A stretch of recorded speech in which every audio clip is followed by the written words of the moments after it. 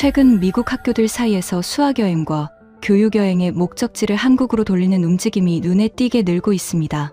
예전 일정표에는 일본의 거리나 유럽의 박물관이 먼저 올랐고 한국은 뉴스로만 아는 낯선 이름에 가까웠죠. 그런데 요즘 한국을 다녀온 아이들은 생각했던 것과 완전히 달랐다고 말합니다. 심지어 한국으로 이민 가고 싶다는 학생들까지 나타나고 있다는데요. 무슨 일이 있었던 걸까요? 지금 공개됩니다. 한국 최고라고 댓글을 남겨주세요. 여러분의 구독과 좋아요는 아주 큰 힘이 됩니다. 제가 화면에 한국이라는 두 글자를 띄우자 앞줄에 아버님 한 분이 자료집을 탁 덮으셨어요. 그 소리에 회의실이 바로 멈췄습니다. 조금 전까지는 유럽 박물관, 일본 거리, 싱가포르 과학관 이야기에 고개를 끄덕이던 부모님들이었어요.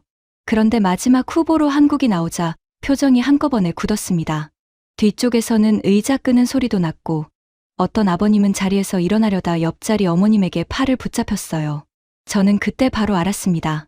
이건 여행지 설명회가 아니었어요. 한국이라는 나라에 아이들을 맡겨도 되는지 따지는 자리였습니다. 질문도 곧장 들어왔습니다. 왜 하필 일본이나 유럽이 아니라 한국이냐고요. 안전은 괜찮으냐고, 뉴스에서 보는 정세가 마음에 걸린다고 했습니다. 병원은 가까운지, 매운 음식밖에 없으면 어떻게 하는지, 호텔은 어디인지, 밤에는 절대 밖에 나가지 않는지까지 이어졌어요. 저는 마이크를 든 채 질문을 받아 적었습니다. 부모님들이 보고 싶은 건 관광지 목록이 아니었습니다. 자기 아이가 낯선 나라에서 하루를 버틸 수 있는지 그걸 확인하고 싶어 하셨어요. 예전 같았으면 저는 일정표부터 펼쳤을 겁니다. 공항 도착 시간, 숙소 주소, 박물관 이름, 저녁 점검 시간까지 적힌 표 말이에요. 그런데 그날 제 가방에서 먼저 나온 건 일정표가 아니었습니다. 학생들에게 나눠줄 질문지였어요. 맨 위에는 이렇게 적어두었습니다. 이 나라는 아이들의 하루를 어떻게 챙기는가? 그 아래에는 질문들이 이어졌습니다. 학교에서 먹는 밥은 믿을 만한가? 낯선 도시의 저녁 길은 안전한가? 전쟁을 기억하는 방식은 어떤가? 오래된 궁궐과 새 도시가 어떻게 함께 놓이는가? 관광 코스가 아니라 아이들이 직접 확인해 와야 할 문제들이었죠. 아까 자료집을 덮었던 아버님이 종이를 훑어보더니 물으셨어요. 이건 여행 일정이 아니라 시험지 아니냐고요. 저는 맞다고 했습니다. 이번 여행은 한국을 좋게 봐달라고 부탁하러 가는 자리가 아니라고요. 아이들이 자기 눈으로 보고 부모님께 다시 설명해야 하는 수업으로 만들겠다고 했습니다. 다른 아버님이 바로 물으셨어요. 한국을 홍보하러 가는 게 아니라 확인하러 가는 거냐고요. 저는 대답했습니다. 맞습니다. 홍보가 아니라 확인입니다. 믿어달라는 게 아니라 직접 보고 판단하게 하려는 겁니다. 그 말 한마디로 분위기가 풀린 건 아니었습니다. 그래도 자리를 뜨려던 사람이 다시 앉았고 질문지를 사진으로 찍는 부모님도 생겼어요. 설명회는 그 정도의 변화만으로도 겨우 다음 단계로 넘어갔습니다. 명단을 다시 보니 신경 써야 할 아이들이 많았습니다.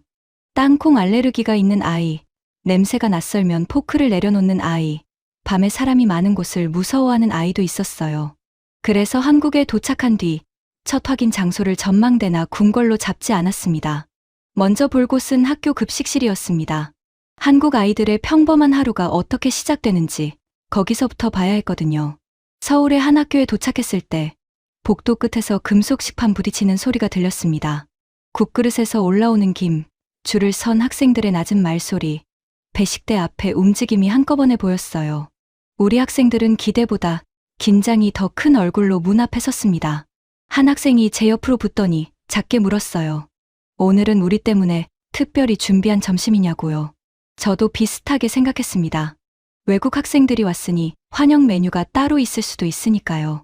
그런데 안내하던 한국 선생님은 담담하게 웃었습니다. 오늘 나온 그냥 평소 점심이라고요. 그 말이 세게 들어왔습니다. 자랑도 설명도 아니었어요. 그냥 매일 하던 점심이라는 말이었는데 그래서 더 오래 남았습니다. 아이들이 먼저 멈춘 곳은 배식대 옆 급식표 앞이었습니다. 날짜 아래에 밥, 국, 닭고기 반찬, 나물, 김치, 과일이 차례로 적혀 있었어요. 옆에는 달걀, 우유, 밀, 땅콩 같은 알레르기 표시가 있었고 아래쪽에는 영양량과 식재료 원산지도 붙어 있었습니다. 한 학생이 물었습니다. 이걸 누가 매일 정하느냐고요. 한국 선생님은 급식실 안쪽을 가리켰어요. 영양사 선생님이 식단을 짜고 조리실에서 아침부터 확인한다고 했습니다. 밥과 국, 단백질 반찬, 채소, 과일까지 맞춰서 내고 메뉴는 날마다 바뀐다고요. 강의처럼 길게 말하지 않았습니다. 너무 당연한 일처럼 짧게 설명했어요. 우리 학생들이 서로 얼굴을 봤습니다. 그 아이들이 놀란 이유가 있었어요. 우리 학교에서도 어떤 날은 점심을 크래커와 작은 포장 음식으로 넘기는 아이들이 있었습니다. 바빠서, 형편이 빠듯해서, 식당 줄이 길어서 그렇게 먹는 날들이 있었죠. 그래서 학교 점심이라면 대충 배를 채우는 한 끼라고 생각하는 아이가 많았습니다. 그런데 눈앞에는 따뜻한 국에서 김이 올라오고 있었습니다. 밥은 큰 솥에서 바로 퍼졌고 달고기 반찬은 윤기가 돌았고 나물색은 선명했어요. 귤이 담긴 바구니까지 놓여 있었습니다. 아무도 특별식이라고 하지 않았습니다. 그냥 오늘 점심이었어요. 땅콩 알레르기가 있는 학생은 가방에서 작은 카드를 꺼냈습니다. 그 아이는 여행지에서 음식을 고를 때마다 먼저 얼굴이 굳는 아이였어요. 그날도 조심스럽게 물었습니다. 이 반찬을 제가 먹어도 되는지 확인해 주실 수 있느냐고요. 한국 선생님은 바로 급식표를 다시 봤습니다. 그리고 영양사 선생님을 불러 조리실 쪽에 한 번 더 확인해 주셨어요. 어떤 기름을 썼는지, 양념에 땅콩 성분이 들어가지 않았는지 차분히 확인했습니다. 뒤에 줄이 길어졌지만 누구도 서두르라고 하지 않았어요. 아이는 숨을 고르고 시판을 앞으로 밀었습니다. 하지만 그날 진짜 오래 남은 장면은 먹기 시작한 뒤였습니다. 처음에는 말이 많았어요. 이 반찬은 뭐냐고 묻고, 국은 어떻게 먹는 거냐고 묻고, 김치는 얼마나 매운지 서로 눈치를 봤습니다. 그런데 첫 숟가락이 입에 들어간 뒤 테이블이 갑자기 조용해졌어요. 늘 장난을 먼저 치던 남학생이 밥을 한 번 더 떠먹고 말을 멈췄습니다. 국을 한 모금 마시더니 그릇을 내려놓지 않고 다시 마셨어요. 옆자리 아이가 웃으며 물었습니다. 너 지금 왜 아무 말도 안 하냐고요. 그 아이가 대답했습니다. 생각보다가 아니라 그냥 너무 맛있다고요. 그 말이 나오자 테이블이 확 풀렸습니다. 한 아이는 달고기 반찬 이름을 물었고 다른 아이는 나물을 조금 더 받아도 되느냐고 했어요. 평소 채소를 거의 안 먹던 학생이 나물을 다시 집어 먹더니 저를 보고 변명하듯 말했습니다. 이건 제가 아는 채소 맛이 아니라고요. 따뜻한 국도 아이들 표정을 바꿨습니다. 낯선 학교, 낯선 언어, 낯선 식판 앞에서 올라가 있던 어깨가 국그릇을 두 손으로 잡는 순간 내려갔어요. 한 학생은 숟가락을 든 채 급식표를 다시 봤습니다. 그리고 정말로 물었어요. 이게 매일 나오는 거냐고요. 한국 선생님은 고개를 끄덕였습니다. 메뉴는 매일 바뀐다고요. 국도 바뀌고 반찬도 바뀌고 과일이나 후식도 식단에 맞춰 나온다고 했습니다. 그때 뒤쪽에서 누군가 거의 혼잣말처럼 말했어요. 여기서 살고 싶다고요. 크게 웃음이 터진 건 아니었습니다. 그런데 테이블 전체가 고개를 끄덕였어요. 특별한 환영식도 아닌데 매일 이런 한 끼가 나온다는 사실이 아이들에겐 더 큰 충격이었습니다. 식사가 끝나갈 때 늘 사진을 제일 먼저 찍던 학생이 그제야 휴대전화를 꺼냈습니다. 처음부터 찍을 여유가 없었던 거예요. 식판 위에는 거창한 장식이 없었습니다. 밥, 따뜻한 국, 반찬 몇 가지, 과일, 그리고 조금 전 확인했던 알레르기 표시가 전부였어요. 한국 학생들이 먹는 것과 같은 평소 점심이었습니다. 아이는 사진을 찍어 부모님께 보냈습니다. 짧게 적었어요. 엄마, 여기 학교 점심이 이래. 잠시 뒤 그 사진은 학부모 단체 대화방에도 올라갔습니다. 저는 긴장했습니다. 매운 음식은 없는지, 외국 학생이라 따로 잘해준 건 아닌지, 위생은 괜찮은지 바로 질문이 쏟아질 줄 알았거든요. 그런데 한동안 아무 말이 없었습니다. 한참 뒤 설명회에서 가장 단호하게 반대하셨던 어머님이 물으셨어요. 저게 환영식 메뉴가 아니라 정말 그 학교 아이들이 먹는 점심이냐고요. 저는 들은 그대로 답했습니다. 오늘 나온 그냥 평소 점심이라고요. 그러자 다른 질문이 바로 올라왔습니다. 그럼 이걸 매일 따로 계산 없이 먹는다고요? 그 질문을 보는 순간 설명회장이 떠올랐습니다. 그때 부모님들은 아이들이 굶지는 않겠느냐고, 매운 음식밖에 없으면 어쩌느냐고, 낯선 나라의 점심을 믿을 수 있겠느냐고 물으셨어요. 그런데 이제 질문이 바뀌었습니다. 먹을 수 있느냐에서 어떻게 매일 이렇게 먹이느냐로요. 저는 길게 쓰지 않았습니다. 한국에서는 학교 급식이 아이들의 하루를 버티게 하는 한 끼로 짜이고 그 학교에서는 학생들이 따로 계산하지 않고 먹는다고만 보냈어요. 급식표에 알레르기 표시와 영양 정보가 있었다는 말도 덧붙였습니다. 그날 저녁 학생들이 남긴 첫 메모를 읽었습니다. 맛있었다는 말이 제일 많았어요. 한 아이는 국을 마시고 나서야 긴장이 풀렸다고 적었습니다. 다른 아이는 채소가 벌칙처럼 느껴지지 않은 점심은 처음이었다고 했고요. 땅콩 알레르기가 있는 학생은 먹을 수 있는 음식을 확인받고도 그 음식이 맛있어서 더 놀랐다고 썼습니다. 저는 질문지 첫 줄을 다시 떠올렸습니다. 이 나라는 아이들의 하루를 어떻게 챙기는가? 그날 점심은 길게 설명하지 않았습니다. 급식표를 붙이고 영양사가 식단을 짜고 조리실에서 확인하고 따뜻한 국과 반찬을 같은 시간에 아이들 앞에 놓는 일. 한국에서는 너무 평범해 보이는 그 과정이 우리 학생들 얼굴을 바꿔놓았습니다. 하지만 질문지는 아직 많이 남아 있었습니다. 밥상은 생각보다 단단했어요. 그렇다면 학교 밖은 어떨까요? 낯선 도시의 저녁길, 작은 식당, 사람 많은 거리, 숙소로 돌아가는 밤 동선까지도 아이들을 이렇게 안심시킬 수 있을까요? 우리는 급식실에서 올라오던 김과 비워진 식판을 기억한 채 그날 저녁 서울의 학교 밖으로 걸어 나가야 했습니다. 급식실 문을 나설 때 저는 잠깐 안도했습니다. 적어도 밥상은 통과했으니까요. 아이들이 굶을까봐 걱정하던 부모님들께 보여줄 사진도 생겼고 학생들 얼굴에서도 첫날에 딱딱한 긴장이 많이 빠져 있었습니다. 하지만 진짜 시험은 학교 밖에 있었습니다. 학교 안에는 선생님이 있고 통역이 있고 우리를 기다려준 사람들이 있었어요. 부모님들이 더 무서워했던 건 그 밖이었습니다. 작은 식당에서 주문을 못하면 어떡하나. 계산을 잘못하면 어떡하나. 밤길에서 길을 잃으면 어떡하나. 아이들이 제 눈앞에서 벗어나는 순간 문제가 생긴다는 불안이었습니다. 그날 저녁 우리는 숙소 근처 골목의 작은 분식집으로 들어갔습니다. 관광버스가 서는 큰 식당도 아니었고 외국인 단체를 받는 곳처럼 꾸민 곳도 아니었어요. 문 앞에서 학생 2명이 먼저 멈췄습니다. 메뉴판을 보고도 무엇을 골라야 할지 몰라 서로 눈치만 봤습니다. 주인 아주머니가 그 모습을 보더니 손짓으로 아이들을 앞으로 불렀습니다. 말이 길게 통하지 않았는데도 이상하게 대화가 됐어요. 맵지 않은 것, 따뜻한 것, 여러 명이 나눠 먹을 수 있는 것을 하나씩 짚어주셨습니다. 아이들은 휴대전화 번역기를 켰지만 아주머니는 이미 표정만 보고 알아차린 사람처럼 움직였습니다. 한 학생이 지폐 몇 장을 꺼냈습니다. 미국에서는 낯선 곳에서 계산할 때 늘 조금 더 얹어두는 습관이 있었어요. 실수했을까봐 혹은 팁을 안 주면 무례해 보일까 봐요. 그 아이도 계산대 위에 돈을 올려놓고 손을 뒤로 뺐습니다. 그런데 아주머니가 바로 동전을 세어 아이 손바닥 위에 올려주셨어요. 아이가 괜찮다는 듯 손을 저었는데 아주머니는 더 단호하게 손을 다시 잡아 동전을 얹었습니다. 그리고 영수증을 가리키며 계산이 끝났다는 표정을 지었습니다.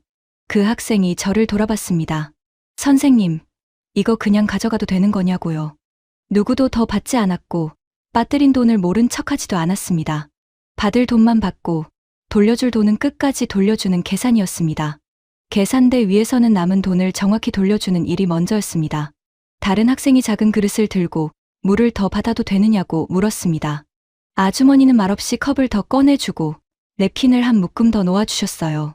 그것도 계산서에 붙지 않았습니다. 아이들은 그걸 더 신기해했습니다. 맛있다는 말보다 먼저 나온 반응이 그거였어요. 왜 자꾸 더 주는데 돈을 더 안 받느냐는 말이었습니다. 식당을 나올 때는 길이 문제였습니다. 숙소로 바로 가려면 지하철역으로 내려가야 했고 골목이 2갈래로 갈라졌어요. 저는 안전 체크표를 꺼내 들었습니다. 낯선 골목, 밤 시간, 대중교통 이동, 학생 분산 위험. 빨간색으로 표시해 둔 줄이 4개나 남아 있었습니다. 그때 주인 아주머니가 우리 뒤를 따라 문 밖까지 나오셨습니다. 그리고 손가락으로 길끝을 가리키더니 영수증 뒤에 간단한 화살표를 그려주셨어요. 몇 번째 골목에서 꺾고 어느 계단으로 내려가면 된다는 뜻이었습니다. 옆 테이블에 있던 남자 손님도 자기 가방을 들고 일어나 지하철역 입구가 보이는 곳까지 같이 걸어가 주겠다고 했습니다. 아이들이 다시 저를 봤습니다. 이 사람이 우리를 아느냐는 눈이었어요. 모르는 사람이 왜 길을 알려주고 왜 문 밖까지 나와주고 왜 돈을 더 받지 않는지 이해가 안 된다는 얼굴이었습니다. 저는 바로 말했습니다. 오늘은 너희가 앞에서 길을 찾아보라고요. 저는 뒤에서 따라가겠다고 했습니다. 처음에는 3명이 아주 천천히 걸었습니다. 손에는 영수증이 있었고 눈은 간판과 골목 사이를 왔다 갔다 했어요. 하지만 큰 길로 나오자 표정이 달라졌습니다. 늦은 시간이었는데도 가게 불빛이 꺼지지 않았고 횡단보도 앞 사람들은 차가 없어 보여도 신호를 기다렸습니다. 지하철역 계단 앞에서는 내려가는 사람과 올라오는 사람이 자연스럽게 한쪽으로 비켜섰고요. 지하철 안에서도 아이들은 조용했습니다.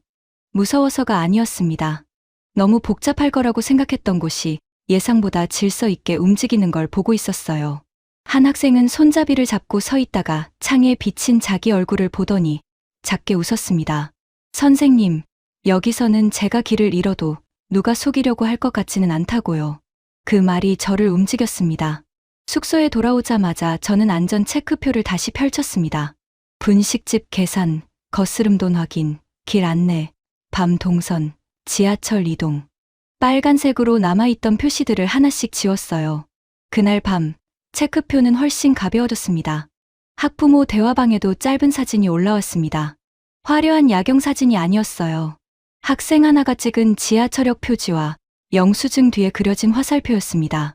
역 이름은 또렷했고 화살표에는 길이 꺾이는 순서가 남아 있었습니다. 아이는 거기에 한 줄만 붙였습니다. 우리가 길 찾아서 숙소까지 왔다고요. 그 문장이 부모님들이 원하던 증거였습니다. 안내받은 흔적과 아이들이 직접 읽은 표지가 한 장에 같이 있었으니까요. 그게 컸습니다. 그날 아이들은 제 허락보다 자기 판단을 먼저 확인했습니다. 누가 아이들 대신 모든 길을 닦아준 게 아니라 아이들이 낯선 도시에서 도움을 받고도 스스로 움직였다는 증거요. 잠시 뒤 한 학부모가 답을 보냈습니다. 야경 사진보다 저 영수증이 더 믿긴다고요. 다음 날 아침 몇몇 학생은 숙소 로비에서 먼저 지하철 노선을 보고 있었습니다. 오늘은 어느 역에서 내려야 하느냐고 묻는 대신 여기서 갈아타면 더 빠르지 않느냐고 말했어요. 낯선 도시가 하루 만에 자기들이 움직일 수 있는 도시로 바뀐 겁니다. 그 자신감이 우리를 다음 목적지로 데려갔습니다.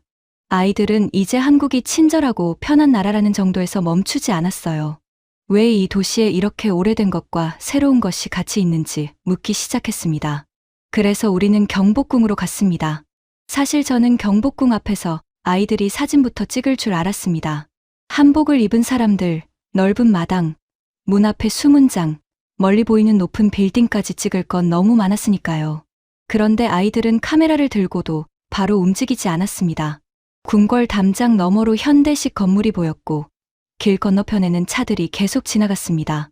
교과서에서 한국은 주로 전쟁 이후 빠르게 발전한 나라로 짧게 나왔습니다. 그래서 많은 학생들이 한국을 새로 만들어진 현대 도시처럼 상상했어요.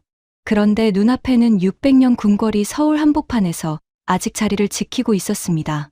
수문장 교대식이 시작되자 북소리가 마당을 울렸습니다. 학생 몇 명이 동시에 휴대전화를 들었지만 오래 찍지는 않았어요. 한 아이가 저에게 물었습니다. 왕이 지금 있는 것도 아닌데 왜 이 의식을 계속 보여주느냐고요.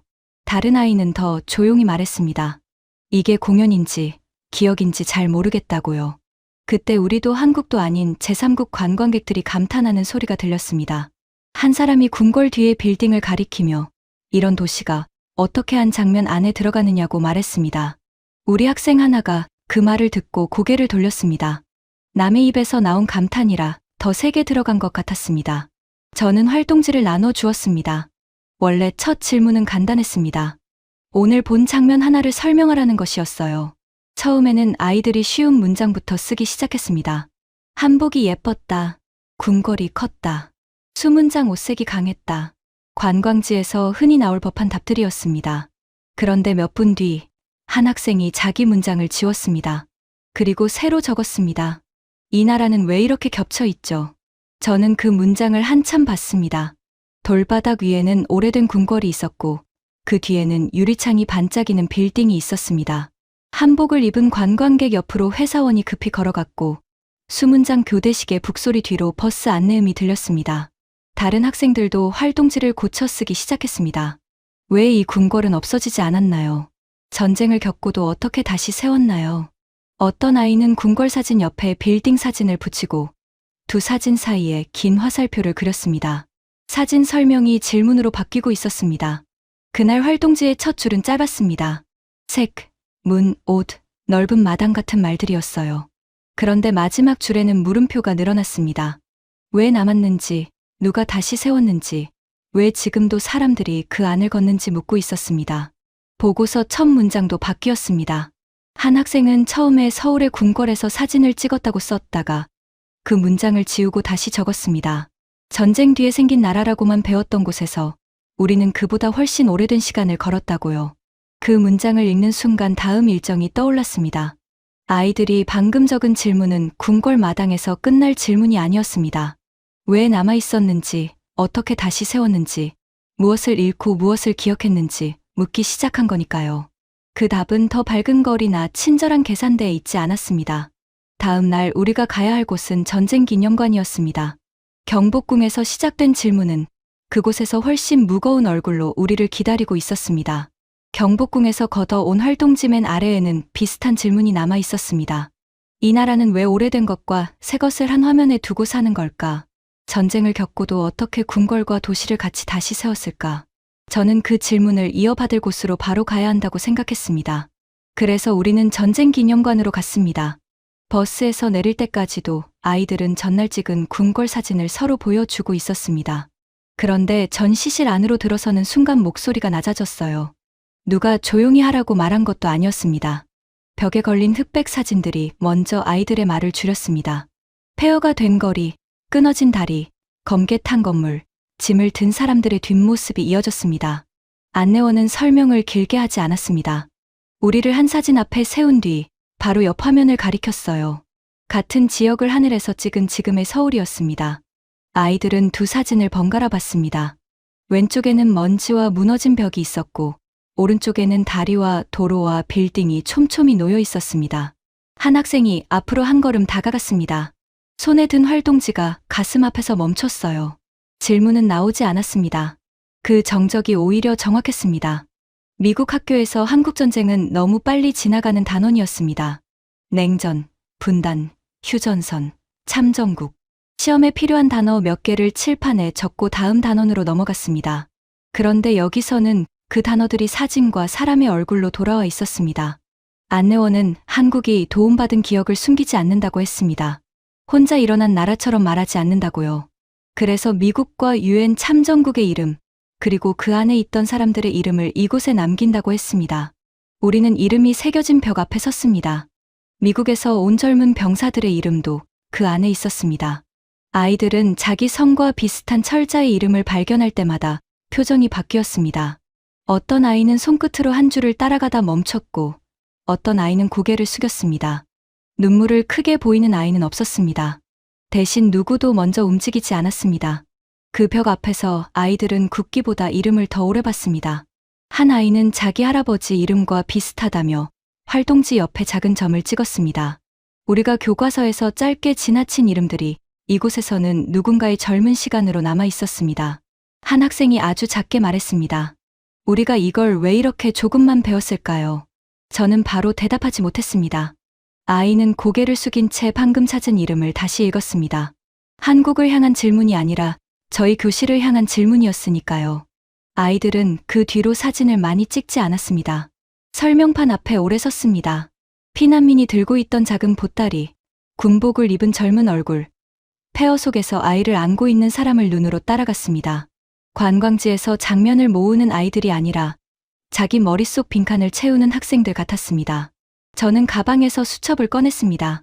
원래는 일정 확인용 수첩이었습니다. 버스 시간, 식사 장소, 학생 인원 확인 같은 것들이 적혀 있었죠. 그날 저는 그 아래에 다른 문장을 적었습니다. 한국전쟁 수업 자료를 새로 만들 것, 폐허 사진과 지금의 서울을 함께 보여줄 것, 이름이 남는다는 게 무엇인지 묻게 할 것, 전쟁을 끝난 사건으로만 가르치지 말고 도움받은 나라가 그 도움을 어떻게 기억하는지까지 보여줄 것. 그 메모를 쓰는 동안 손이 조금 느려졌습니다. 부끄럽다기보다 이 여행이 제 수업의 모양을 바꾸고 있다는 느낌이 강했습니다. 처음 학부모 설명회에서 저는 한국을 수학여행지로 설명해야 했습니다.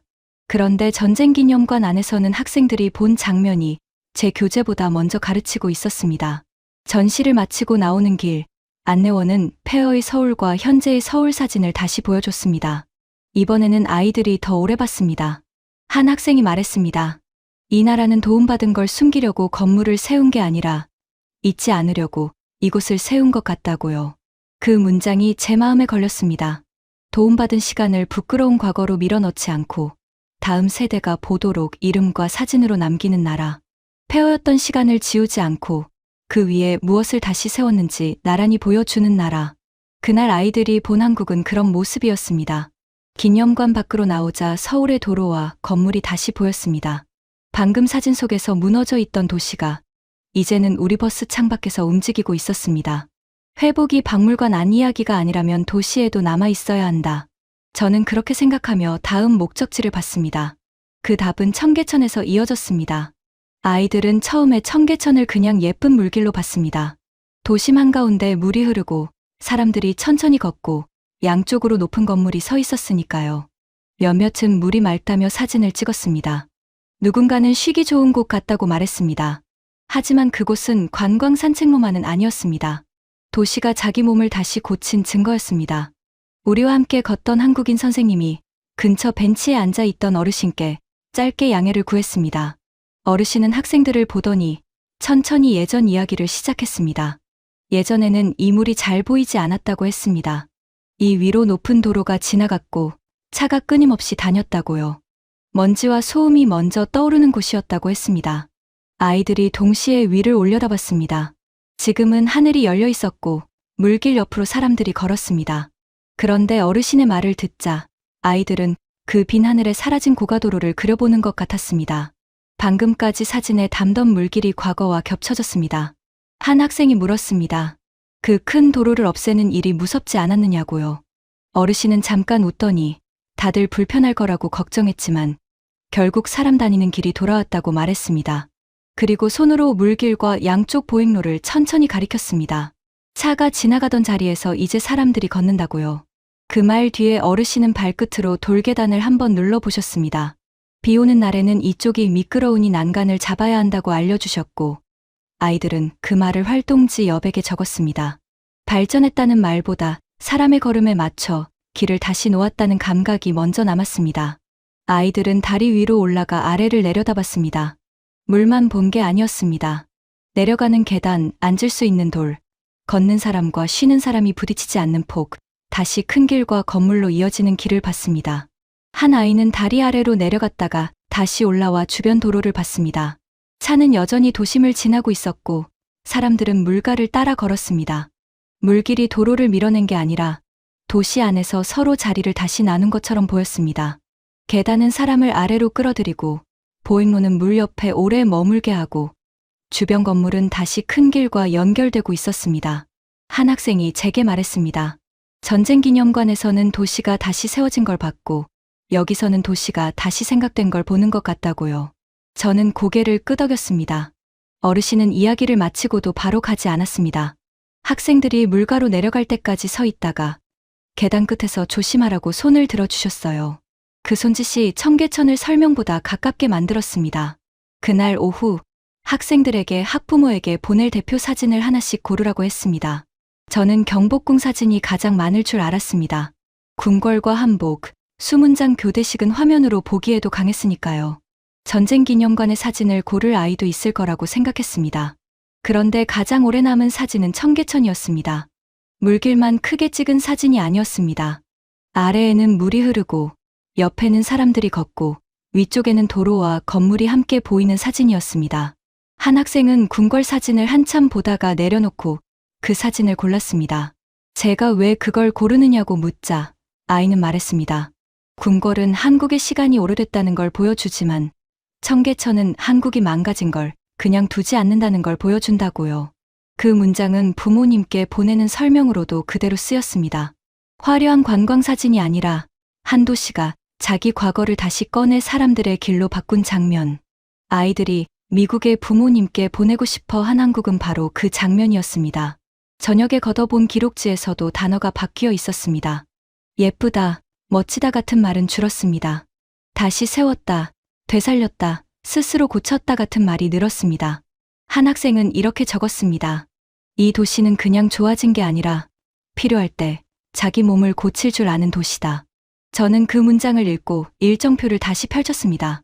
서울에서 본 것들은 이미 충분히 강했습니다. 급식실의 밥상, 작은 식당의 거스름돈, 경복궁의 시간, 전쟁기념관의 이름, 청계천의 물길까지요.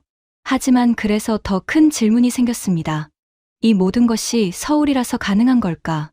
한국의 회복과 질서와 설계가 수도의 특별한 장면에만 있는 걸까? 학생들도 같은 생각을 하고 있었습니다. 숙소로 돌아가는 길에 한 아이가 물었습니다. 서울 밖으로 가도 이런 느낌이 계속되느냐고요. 다음 일정표에는 서울을 떠나 KTX를 타고 부산으로 가는 길이 남아 있었습니다. 이제 우리는 한국이 한 도시의 인상으로 끝나는지 아니면 이 나라 전체를 움직이는 방식인지 확인해야 했습니다.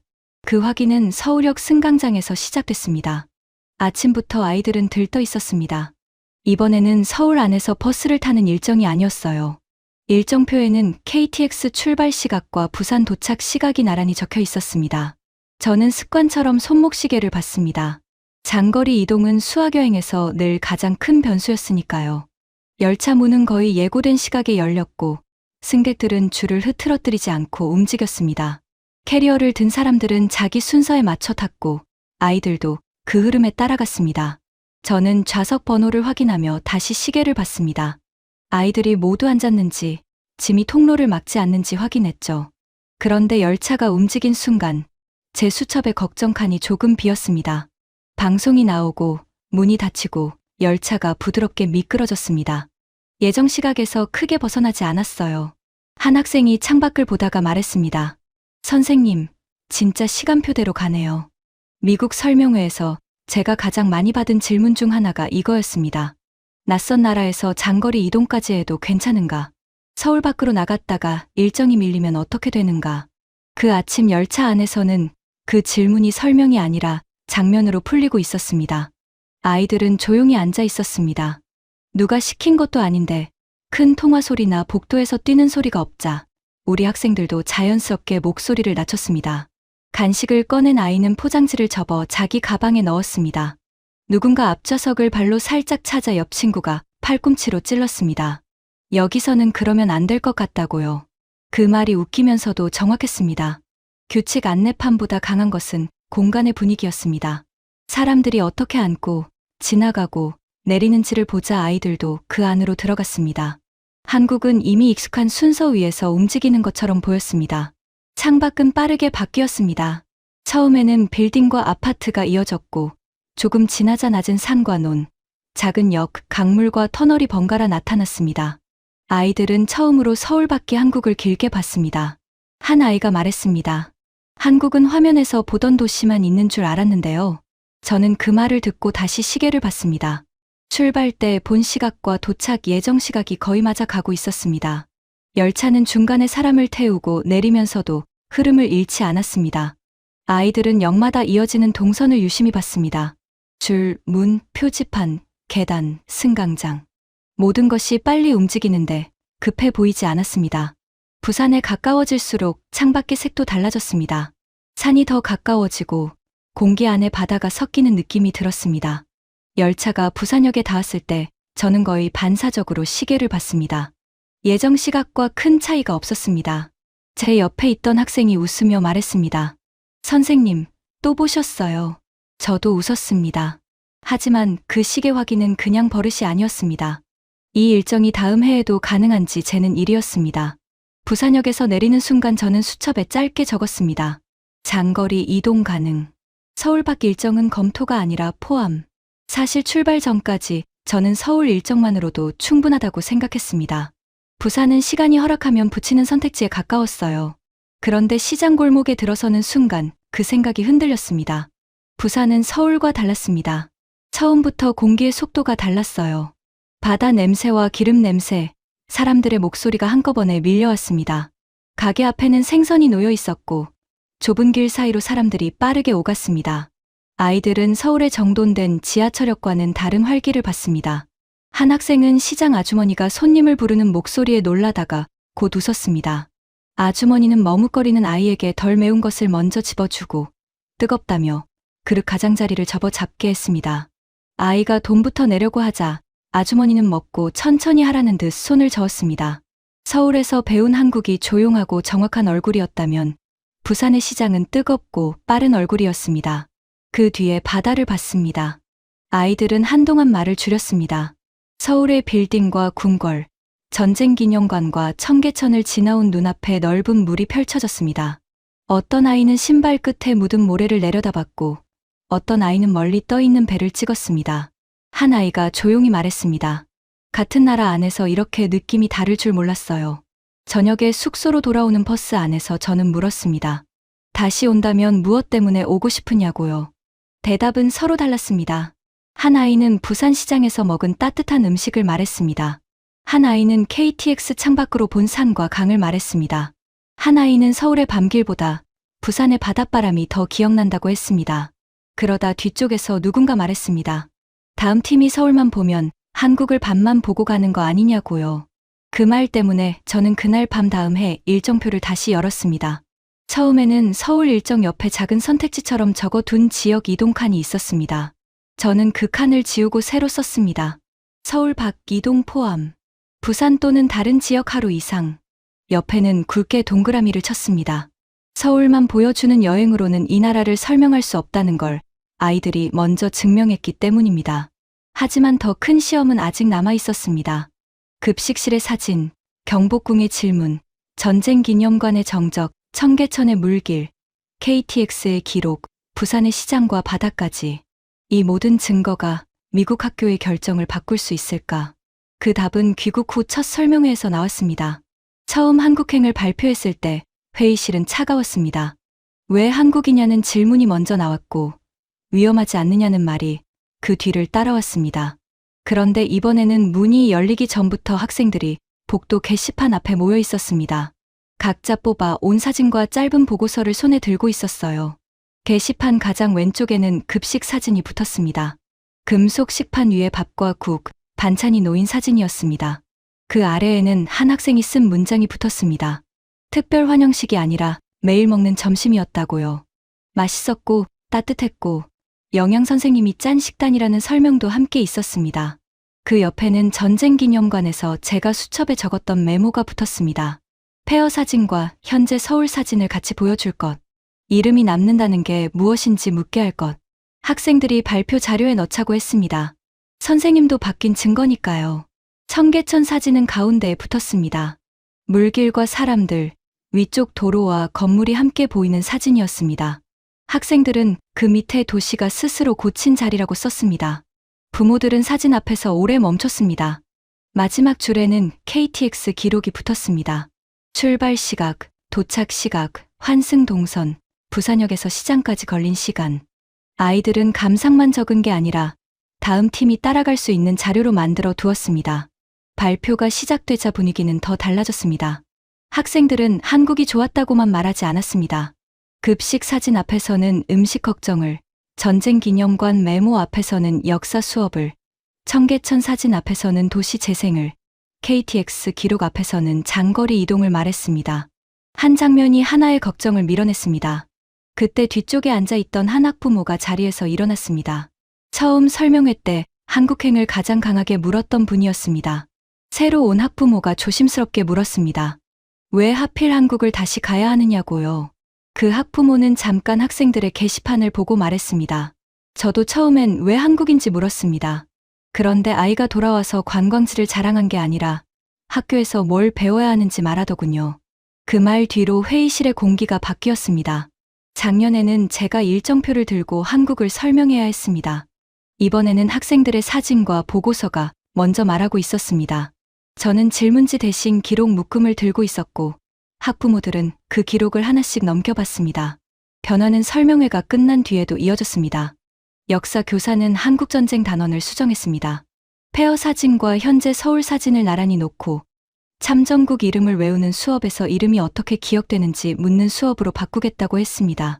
사회과 교사는 청계천 사진을 도시 재생 수업 자료에 넣었습니다. 급식 사진은 학교 복지와 공공식사 단원에서 쓰기로 했습니다. 학생들의 요청도 생겼습니다. 한국어반을 만들 수 없느냐는 말이 먼저 나왔습니다. 발표를 본 후배들은 한국어, 인사말과 메뉴 읽는 법부터 배우고 싶다고 했습니다. 교무실에는 한국어, 동아리 신청서가 쌓였고 도서관에는 한국 관련 책 목록이 붙었습니다. 다음 해 후보표도 바뀌었습니다. 예전 표에서 한국은 일본과 유럽 일정 아래쪽 예산과 안전 검토가 길게 붙은 후보였습니다. 그런데 새 표에서는 맨 위에 올라갔습니다. 한국, 교육여행 우선 검토. 그 아래에는 지역 이동 포함, 역사와 도시 재생 연계 수업이라고 적혔습니다. 처음 자료집을 덮었던 아버님은 설명회가 끝난 뒤에도 게시판 앞에 서 계셨습니다. 급식 사진 아래에서 손을 멈추더니 제게 말했습니다. 아이가 돌아와 한국 이야기를 하는데 제가 그 나라를 다시 배워야겠더라고요.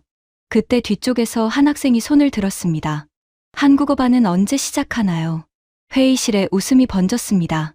작년에는 제가 일정표를 들고 한국을 설명해야 했습니다. 이번에는 아이들이 돌아와 학교가 무엇을 다시 가르쳐야 하는지 먼저 말하고 있었습니다.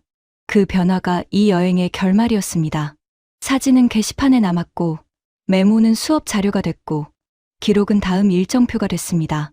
한국은 시설이 좋은 여행지로만 남지 않았습니다. 학교가 전쟁을 다시 가르치고, 도시를 다시 가르치고, 아이들의 한 끼와 이동과 기억을 다시 묻게 만든 나라로 남았습니다. 처음에는 한국을 왜 가느냐고 묻던 학교가 이제는 아이들이 돌아와 우리에게 무엇을 새로 가르쳤는지를 다음 수업의 첫 질문으로 삼게 된 것입니다.